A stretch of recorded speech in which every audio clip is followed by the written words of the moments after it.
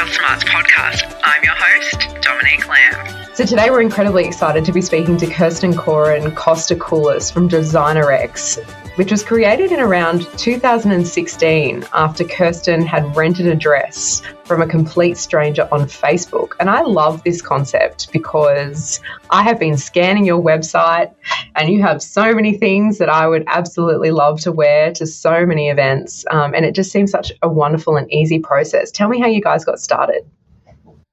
Yeah, well, to that introduction, it was a Facebook type of scenario that sparked the idea. If we go back, Costa and I, we met in real estate, so our background is in the real estate industry. But through the company I was working for at the time, there was an awards night, and like we know in the e-commerce industry, there's a big bash. And so I went shopping to find that really nice dress, and I found myself standing in the Strand Arcade, and I tried on a dress and I loved it, fell in love, and I was going to do anything to have that dress.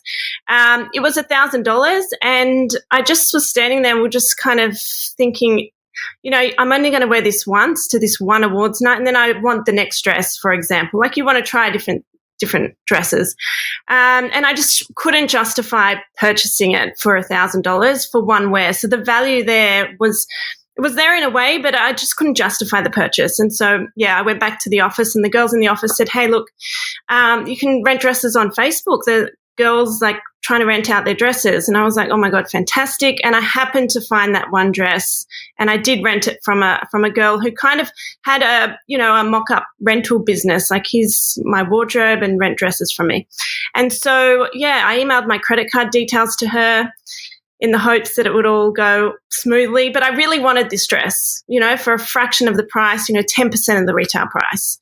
And it did go smoothly, but that's when we realized that there was kind of this really, really big opportunity. There's lots of girls trying to do this through Facebook, but there was nowhere, it wasn't secure. Emailing your credit card details is just not secure, and definitely not at scale. So if something did go wrong, Facebook wouldn't be able to have helped us. And that's what really kind of sparked this massive opportunity for us to look into and research. And Costa, where did your interest in this partnership come into it? I mean, you may or may not be renting dresses, but where did you kind of decide that this was the idea for you? Yeah, so you're right. I don't rent dresses myself personally, but I saw a gap in the market, and I love innovating. In my previous life, I guess I had innovated in the real estate industry. And so what we realized was there were rental websites around, as in inventory stores that would rent out their own inventory, but there was no peer-to-peer solution for any consumer to be able to rent out their own dress, or any small business. So I guess my interest was when we saw that there was an opportunity, and we thought, okay, well, we've got these rental businesses that exist. How about if we create a peer-to-peer solution? Because the vast majority of dresses are actually in wardrobes located all over the country and all over the world, if you look at it from an international perspective. So that's where my interest, I guess, was sparked. And I love technology, and I love seeing the way technology can actually provide solutions to different markets. And I've been a captive audience ever since. I absolutely love it.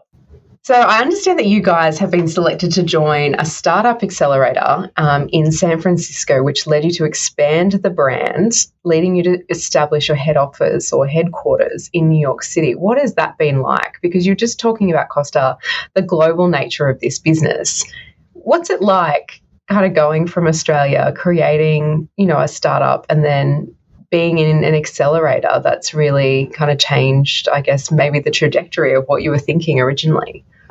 Yeah, well, I must say off the bat, we always did have a global vision, but what the opportunity arose, we were selected by Austrade as part of their landing pads program, and we were fortunate enough to spend a few months in San Francisco at first, because that's where their program was based, and then subsequently we got a head office in New York.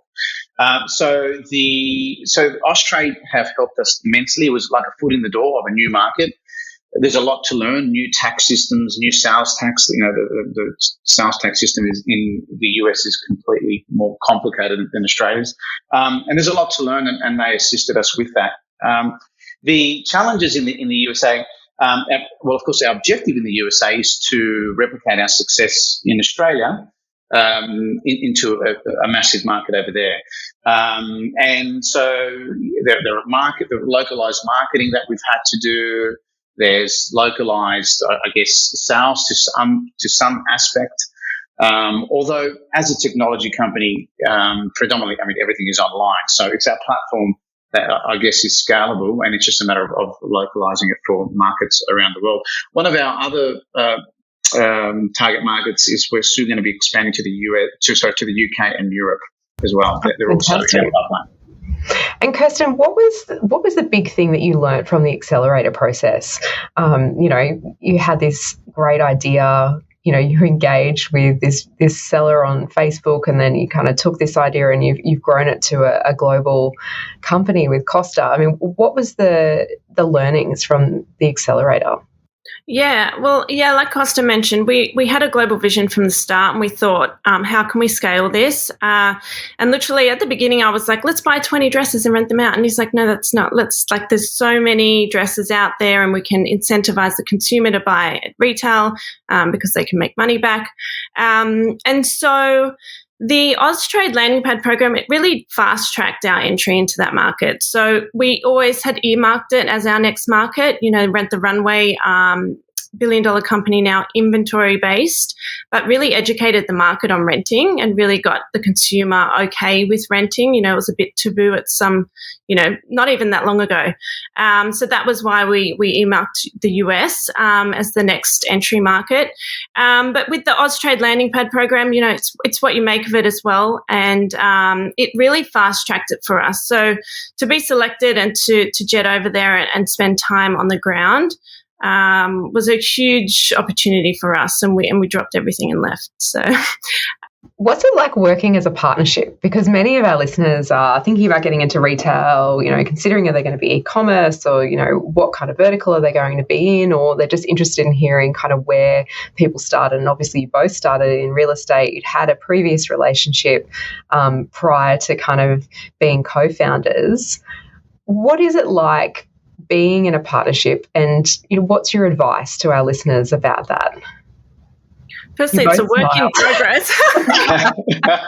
I'd say it's a work in progress, but I think definitely recognizing your strengths and weaknesses and filling gaps, and we'll both always have weaknesses too. So that's where we bring in team members and advisors, and we're very lucky actually to have built a great advisory team building, with Wayne Baskin and Shane Lenton on the advisory board. So they fill gaps that we can't fill ourselves. But a true understanding of each other's strengths and weaknesses, and when to kind of allow the other one to, make decisions on certain points. Costa, where do you think you best complement Kirsten in this kind of partnership? Yeah, I think hands down, Kirsten saw from a marketing positioning perspective, there were rental businesses, I guess, out there. And we were coming not as a rental business, but we were coming in as a technology platform, which is what we are.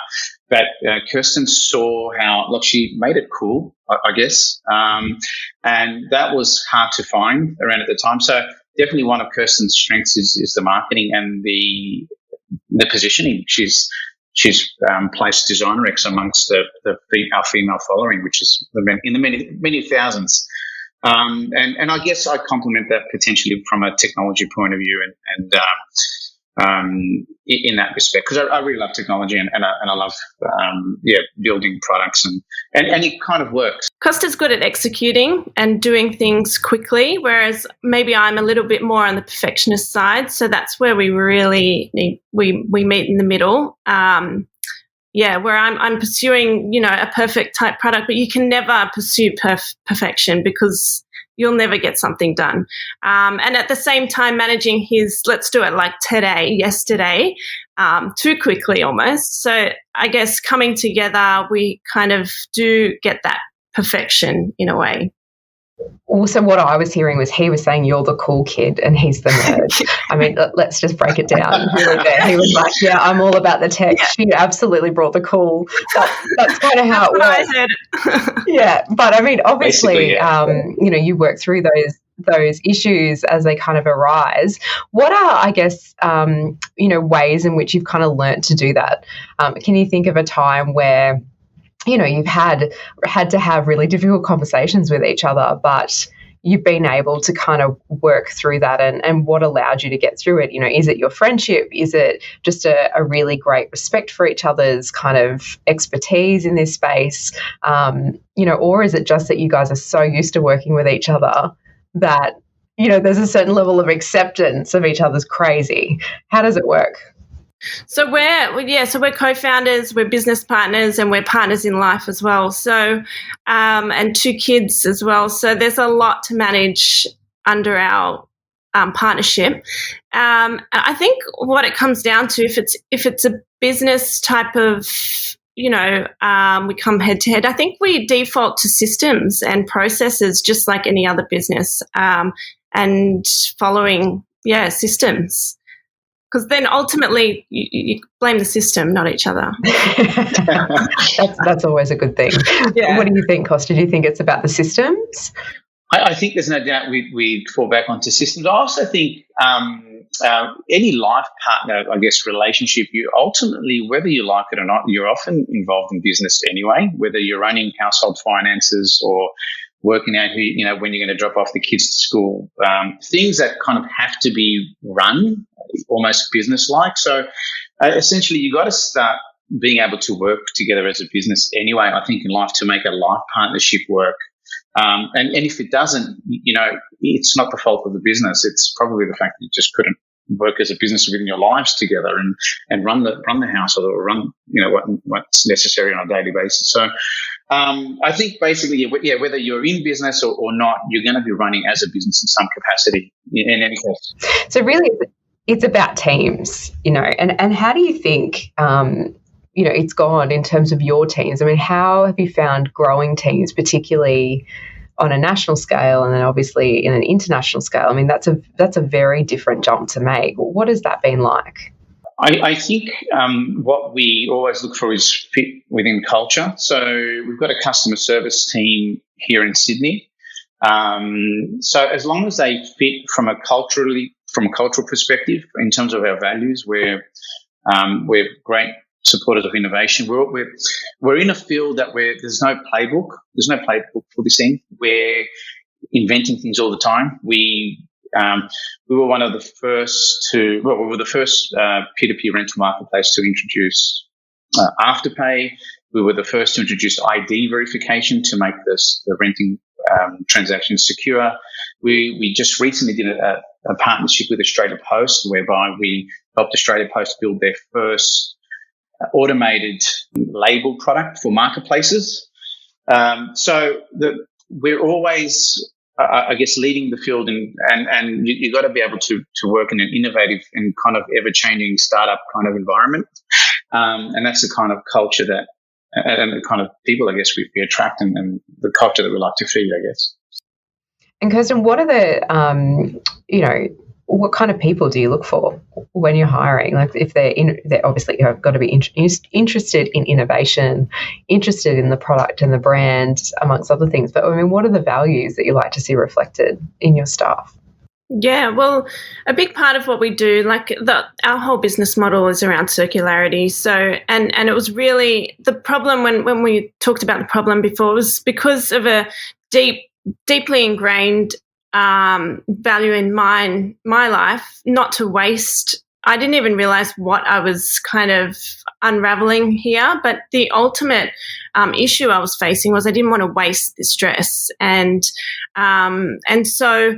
Yeah, what we look for is similar values in sustainability and doing good for people and planet, and everything we do every day, like Costa said, is innovating, but innovating for our consumer so they can maximise the value out of the platform for themselves and their lives. We've got over 6,000 currently dress owners that make up 30,000 listings on the platform, and 1,000 of those consider themselves rental businesses. So we're actually creating this community of entrepreneurs. A lot of these girls have full-time jobs, but they want to be able to access fashion, and so we enable them to be able to buy what they like, and then rent it out, offset some of the price, and in some occasions make profit from their dresses. So, and they often then, when they become good at it, they start making a lot of money from it. They actually, create a logo and create a business. They want to be professional about it, and have their kind of side hustles. So, yeah, everything we do every day is to support them. It's really fascinating that you guys are talking about growing communities and obviously that concept of consumer activism, which we talk about, all the time on this show. And this, I guess, concept that consumers now demand that their values, particularly around sustainability and environment and all of those things, are absolutely reflected. Are they considerations that you make when you make business decisions, when it comes to postage or wrapping or, how your vendors are kind of communicating with each other? So, like I said at the beginning, we always knew we were doing good. It was around circularity. Every single booking on the platform is repurposing fashion. So for the first few years, we were really focused on the technology side of things and enabling a marketplace to flourish and providing those technology tools, because without doing that, we wanted to avoid, spray painting this. We're so sustainable, which we were, but we wanted to be able to measure that through traction as well. We need the most traction to be able to have the biggest impact.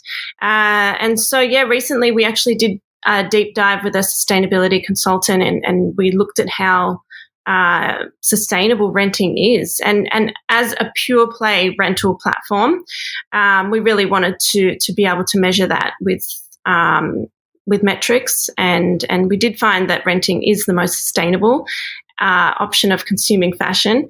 Some of our dress owners on the platform have rented out a single dress 30 times over. So when you look at, a resale or linear consumption, like linear, you buy it once. Resale, you might sell it once or twice, the journey of that dress. Once you resell it, it goes back into someone's wardrobe, whereas rental is booked back-to-back weekends often. So 30 times for one dress is just mind-boggling in terms of extracting value out of that garment and, giving it life and really that's 30 different consumers that probably would have gone and bought fast fashion item, because what consumers are after is something new and something quick, something affordable, and rental offers all those things to consumers. It's really interesting, obviously to hear about, the circular nature and just kind of the changing nature of consumer habits. And obviously we've talked about teams and your own employees and what you look for in terms of hiring. What's it like in terms of managing that consumer complaint, around your sellers? So, if they get a dress and, it's not the dress that they wanted, or, getting a dress returned and having a stain or a problem with the dress. I mean, what is that like, as the platform? Where do you guys get involved? So there's a dispute resolution process, and interestingly enough, it is very rare that disputes happen. It's less than 1% of transactions. The vast majority of transactions just go smoothly. But in the instance that it does happen, there's a process that is followed, and that's one of the reasons why the technology is important as well. We always suggest that you take the ID of the other person, so that literally verify the ID using integrated license and or passport technology. And we also, in some cases, keep credit card details on file. But in any case, we're there to support that transaction. So there is a process that's followed. We'll get an email and we'll try and resolve that as best as possible. But it is very rare. It's less than 1% of cases by far. But that is ultimately the reason why we saw the opportunity of a platform coming in to support the rental transaction, because like I said, I did do it on Facebook and it did go smoothly. She sent me the dress, I sent it back and everything was fine. But at scale, and then in the instance that something does happen, there was no one to go to. And so that's why trust and security was pretty much our main focus. And we launched with ID verification technology. And that's why we custom built our technology platform to be able to integrate these tools that we knew were required for this circular economy platform to be able to scale and work globally. It's really incredible to hear about, this concept of putting in place ID verification, because, we often hear about, consumers being nervous about their data and information and all of those kinds of things. And you guys have successfully implemented, a technology platform that is literally changing the shape of apparel and certainly plays and has a huge place in that circular economy world. What was it like to convince consumers to use the technology on your platform? Good question. I think with ID verification, there wasn't. I think that feature in itself, that was pretty, I guess, self-explanatory. People will kind of get it. We made sure in the user flow, in our UX, that we instigated the right notification at the right time for that user to know, okay, well, let me verify my ID. So I think with that specific feature, it wasn't too much of an issue and people wanted to do it. We've recently also got in beta trial a 3-hour delivery. So right at this very point in time, you can literally type your postcode and in a few seconds, you can get a whole number of dresses that are available within 3 hours. So with that, and even with that, I guess because it's also available in other aspects of e-commerce, people might already be educated in that to some extent, even though it's unique to our specific offering as a peer-to-peer renting marketplace. So depending on the feature, I guess depending on the feature, it depends on what sort of education we need to do. But to date, I guess the biggest transition has been just getting the education around where we fit in from a consumer point of view in terms of, okay, so you bought a dress, you've worn it once or twice. All right, how do we fit in the circular economy? Because essentially there's two options. You've got either resale or you've got renting. And the big benefit with renting is what one of the things that Kirsten mentioned is not only are we the most sustainable option, but if you choose to resell, and resale is great at some point in time, but if we choose to resell right now, it's it's pretty much a guaranteed loss-making exercise. Because the most you're going to get back if you resell a new dress, like a new Manica or Zimmermann dress, you might get half your money back, so 50% back.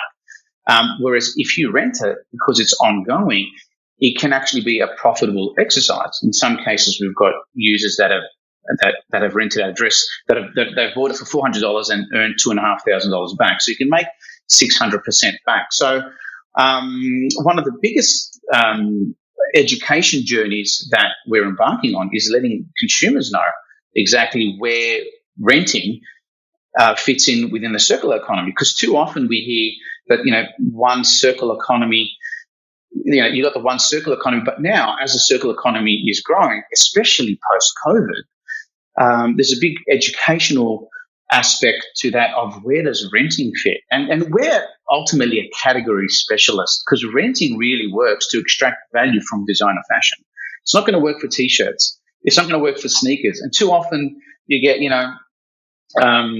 circular economy, you got sneakers, T-shirts. They might be great for resale, but renting, when it comes to designer fashion, you really want to maximize profitability and sustainability. You want to look at renting, and pure play fashion renting, where we're at, enables us to provide all those tools to make that possible. How do you go about educating people? Yeah, I think from the marketing perspective, like at the beginning, there's a supply and demand situation. And go to market strategy we needed to assess. And so just to take it back to launch, we gathered those dresses that were on Facebook and said, hey, look, it's free to list. There's a small service fee charged if you get an accepted booking. So there's only a service fee charged when you make money.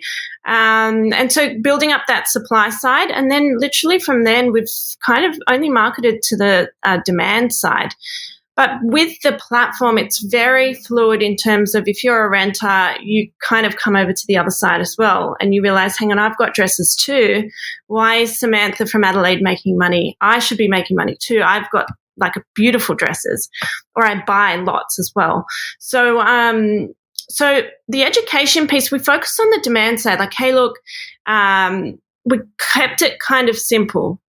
You can rent this dress from Samantha. Instantly you're thinking, wow, I can rent this from like these individual girls around the country. And then that education piece kind of flows from there. You jump on the site, then you learn a bit more.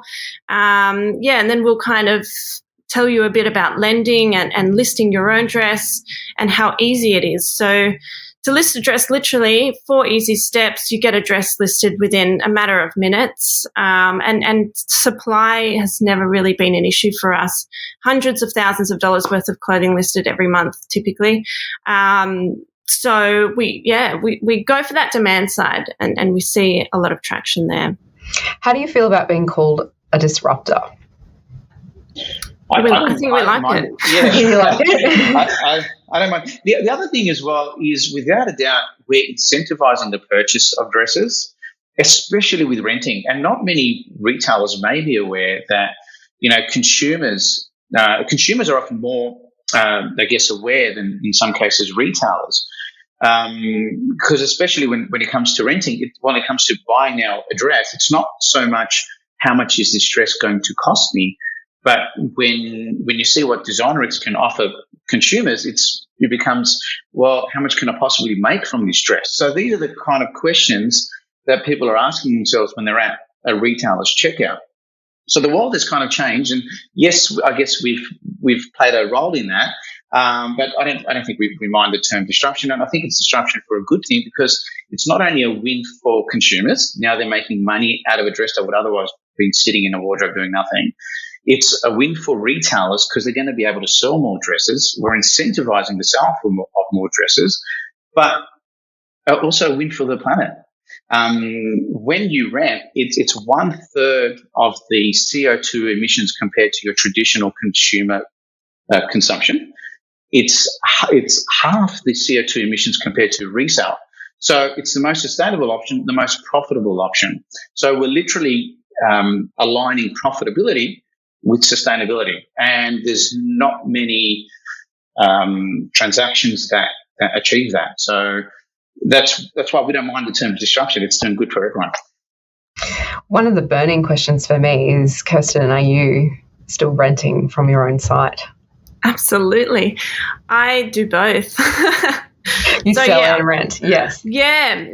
I if it's not available or something, new season just drops and I love it and I know it will do good, I buy it and then I rent it out. And so I've made profit from dresses. And it's I need to experience the platform all the time, to make sure that the experience end to end is as seamless as possible. And it's always a work in progress, like Costa mentioned, with constantly innovating. And because we're at the forefront of innovation, we, always looking at how can we make it as easy as possible. Now, the last question that we ask everybody that comes on the show, and so we'll obviously have to ask both of you, but you may also have the same answer, is what are you watching or what are you reading at the moment? So, Costa, what are you watching or what are you reading, or what, or both at the moment? Okay. I was recently reading, and I'm still right at the very end of it, the Financial Intelligence for Entrepreneurs. I forget who the author is. Great book. It puts cash flow statements and balance sheets and all that into layperson's terms. Highly recommended for other entrepreneurs. What am I watching? I was watching the Elon Musk documentary recently. I watched it a few. Have you seen it, Dominic, yourself? I haven't. I've heard really good things about it though, and obviously I'm particularly interested now that he's purchased Twitter. So Yeah, there you go. He's in the news today, yeah. So I've been watching that recently. Yeah, highly recommend that as well. Fantastic. And Kirsten? I'm a big fan right now of Business of Fashion podcasts. And so anything to do with educating myself on sustainability and fashion and where that's heading, to add to what we kind of predict the future for this industry. That's what I'm consuming. And are you watching anything? Literally, I don't. You probably don't have time to do that. I don't have time. I honestly, I watch the Elon Musk. Yeah, that's what I'm watching. I'm trying to finish it. It takes me about a month to finish anything around work and life. And so how do you both juggle kind of outside of work life with work? Because I feel like it must all just merge. It's a big mashup. It's a big pot. No, but it's a juggle, and but I think the fast-paced nature of our life means there's deadlines and things kind of have to get done, otherwise they don't get done. So, it's a good thing. It gets you moving and gets you doing.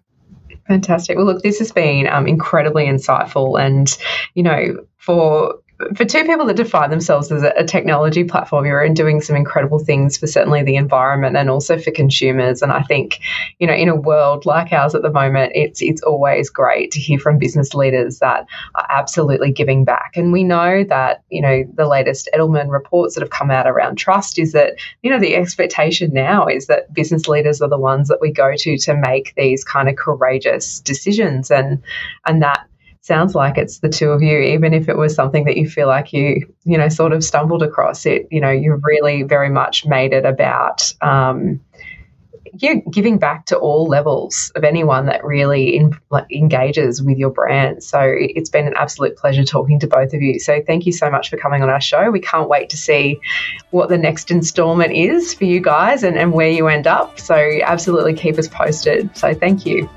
Thank you so much for having us, Dominique. Thank you so much, Dominique. Pleasure.